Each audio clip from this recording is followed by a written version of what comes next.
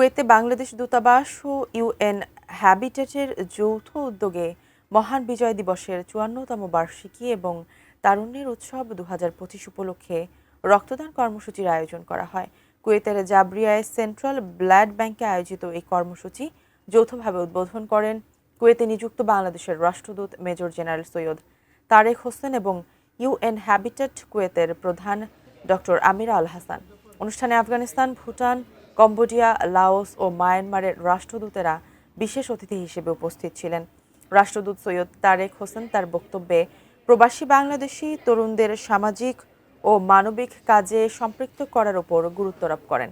অন্যদিকে ডক্টর আমিরা আল হাসান এই উদ্যোগকে সামাজিক সংহতি জোরদার ও স্বাস্থ্যগত চ্যালেঞ্জ মোকাবেলায় একটি গুরুত্বপূর্ণ পদক্ষেপ হিসেবে উল্লেখ করে বাংলাদেশিদের প্রশংসা করেন।